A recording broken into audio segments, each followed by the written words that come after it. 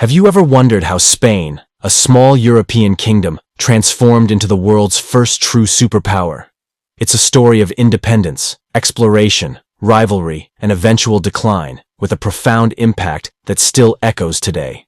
Join us as we dive into this incredible journey. Our story begins in the late 15th century. Spain, or rather the various kingdoms that would become Spain, had been under Muslim rule for centuries. The Reconquista, a series of campaigns by Christian states to reclaim territory, culminated in 1492 with the fall of Granada. This victory unified Spain under the rule of Ferdinand and Isabella and marked the end of Muslim influence. Spain was now free from Ottoman control and ready to turn its gaze outward. At the same time, Portugal, Spain's neighbor, was making its mark as a maritime power. For decades, Portuguese explorers had been mapping the African coast, driven by the desire to find a sea route to the spice markets of India. In 1498, Vasco da Gama's successful voyage to India established Portugal as a key player in global trade, with colonies and trading posts stretching from Africa to Asia. But Spain had its own plans. Inspired by the recent medieval discovery that the globe was spherical, Christopher Columbus proposed a daring idea: to reach Asia by sailing west across the Atlantic. Sponsored by Spain, Columbus set sail in 1492, expecting to find a new route to the rich markets of the East. Instead, he stumbled upon the Americas, a discovery that would change the course of history. This accidental encounter with the New World set off a wave of Spanish exploration and conquest. Within a few decades, Spain had established vast colonies in the Americas, extracting immense wealth in the form of gold, silver, and other resources. Spain was rapidly rising as a global power. But with both Spain and Portugal expanding their empires, tensions grew over who would control the newly discovered lands. To avoid conflict, the Treaty of Tordesillas was signed in 1494.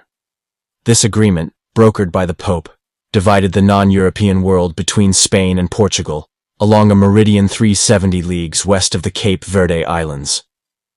Everything to the west of this line would belong to Spain, while everything to the east would be Portugal's domain. This division had lasting effects. Nearly all of South America became part of the Spanish Empire, which is why today most of the continent speaks Spanish. However, Brazil, which fell on the Portuguese side of the line, became a Portuguese colony, and that's why the primary language in Brazil is Portuguese. The Treaty of Tordesillas set the stage for the cultural and linguistic landscape of Latin America as we know it today. Throughout the 16th century, Spain and Portugal dominated global trade and exploration.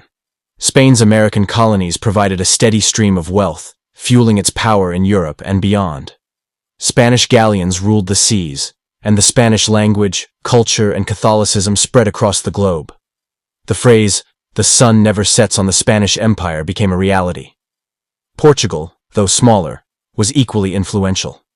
Its empire stretched from Brazil to India, and its strategic ports along the African and Asian coasts allowed it to control much of the spice trade. Lisbon became one of Europe's wealthiest cities, and Portuguese explorers continued to push the boundaries of the known world. But as with all empires, the rise was followed by a fall. By the late 16th century, the immense size of the Spanish Empire had become a burden. The costs of maintaining and defending far-flung colonies drained the treasury, while internal conflicts and poor administration weakened the state. The defeat of the Spanish Armada by England in 1588 was a significant blow to Spain's naval supremacy, marking the beginning of its decline. Portugal faced similar challenges. Its empire was spread thin, making it vulnerable to competition from other European powers, particularly the Dutch and the English. The unification of Spain and Portugal under the Spanish crown in 1580 further strained Portuguese resources, as Portugal became entangled in Spain's conflicts. By the mid-17th century, Portugal lost many of its Asian territories to the Dutch, signaling the end of its dominance. The rise and fall of the Spanish and Portuguese empires are a testament to the complexities of global power.